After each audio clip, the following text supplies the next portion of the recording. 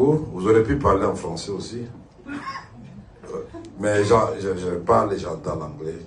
Puisque j'ai compris que vous parliez pour vos autorités aussi, qui les écoutent, que vous les avez défendus. Ça, je vous comprends bien, vous êtes dans votre rôle. Mais vous savez très bien que depuis 1994, s'est passé une tragédie au Rwanda, le génocide. Nous avons tous condamné ces génocides en présence des troupes des Nations Unies au Rwanda. Et la République démocratique du Congo, vous êtes d'accord avec moi, n'était pas impliquée dans le génocide. Ça, nous sommes d'accord. Est-ce que le Congo a fait le génocide au Rwanda? Mais quand même, vous souvenez Non, que... je pose la question d'abord. Se souvenir, c'est autre chose. Je dis, est-ce qu'au déclenchement du génocide, la République démocratique du Congo était au Rwanda? C'est non. Et c'est au contraire... La force congolaise n'a pas été aux côtés des génocidaires avant? Non, vous savez que quand vous parlez... Madame, asseyez-vous, s'il vous plaît. Vous savez que quand vous parliez, je vous laisse... Non, please. C'est très intéressant, madame. Vous avez peur de quoi? La vérité est claire, pas comme l'eau des roches. Tout le monde sait très bien que le Congo est victime de sa politique de l'hospitalité. Quand on a tué les gens au Rwanda,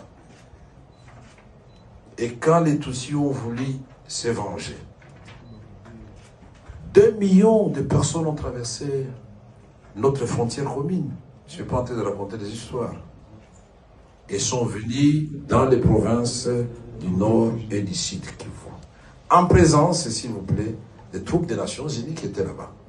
Qui auraient pu, à ce moment-là, séparer les civils et les militaires et désarmer les militaires avant d'entrer sur le territoire congolais. Et plus tard, à l'époque de Mobutu, on va organiser la tripartite Rwanda, Zaïre, devenir République démocratique du Congo, et les HCR, sous le gouvernement Léon Kengo Wadondo. Et nous avions désigné le site où on devait éloigner les réfugiés rwandais pour éviter qu'ils ne constituent une menace pour leur pays, à au moins 150 km de la frontière commune. Et au moment de le réaliser, ce n'est pas la République démocratique du Congo qui a dit non. Et après, vous avez pris prétexte, puisque vous avez hébergé les Hutus chez vous, c'est une menace contre nous, et donc, une guerre des agendas.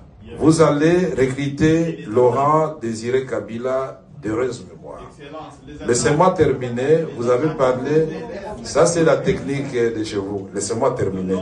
Il faut savoir écouter, je vous donnerai le temps, vous allez parler. Si vous n'avez pas peur de la vérité, laissez-moi éclairer l'assistance. Je termine, je vous promets, vous aurez la parole là-bas. Merci, laissez-moi terminer. Alors, vous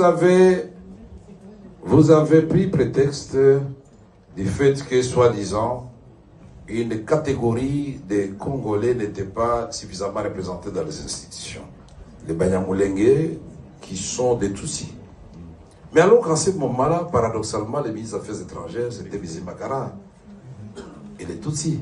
Et je peux vous citer la liste longue. Tous les services de sécurité, c'était les Tutsis. Les chefs d'état-major général de l'armée congolaise, non seulement Tutsis, mais du Rwanda, James Kabarebe.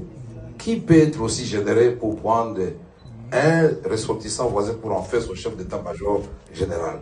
Vous ne trouvez pas que le Congo était très gentil et très généreux et victime de sa générosité?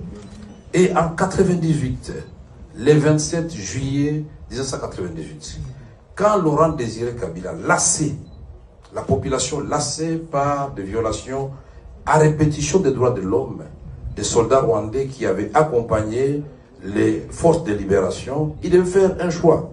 Ou il est du côté du peuple, ou il demande aux officiers et soldats rwandais et ougandais de rentrer chez eux. Le 27 juillet 1998, il a fait le choix du Congo. Et comme par hasard, le 2 août 1998, nous sommes envahis par le Rwanda et l'Ouganda. En Arizona, un avion de CAL, compagnie aérienne congolaise, pour aller atterrir à Kitona, prendre le barrage d'Inga, plonger Kinshasa dans le noir, n'eût été l'intervention de toute la SADC, les Zimbabwe, la Namibie et l'Angola, nous serions aujourd'hui peut-être effacés de la carte. Donc ces troupes sont venues pour rien. Nous avons menti, il n'y avait pas de guerre, il n'y avait pas d'agression, alors qu'il y a eu le sommet de Victoria Fosdé, le 8 août 1998, c'est au Zimbabwe, où on a envoyé les avions de chasse à Kisangani, à Goma, pour vérifier si nous sommes effectivement dans une agression. La communauté internationale a mis combien d'années pour reconnaître? Il y a eu la résolution 1, 2, 3, 4 du Conseil de sécurité, il y a la résolution 15, 300. Quand vous, les Rwandais et l'Ouganda, vous êtes battus dans la ville de Kisangani, en tuant des jeunes, des femmes, en les jetant dans les rivières, là aussi c'était pour sécuriser les Rwandais? Non, c'était les minéraux du Congo, de l'or, de la province orientale. Et donc, je peux vous faire un développement pour vous démontrer que, mon cher, vaut mieux que nous vivions en bonne entente en tant que voisins. Et pour vivre en bonne entente,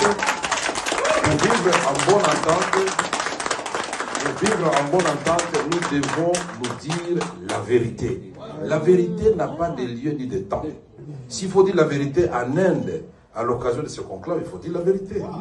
Et vous voyez que des chocs des idées va jaillir la lumière. Je pense qu'en partant, vous aurez un message pour vos autorités pour dire que les Congolais veulent la paix. Mais qui veut la paix prépare la guerre, puisqu'ils n'allont pas accepter que vous puissiez nous envahir. Thank you very much. Et donc, faisons le développement, ne faisons pas la guerre.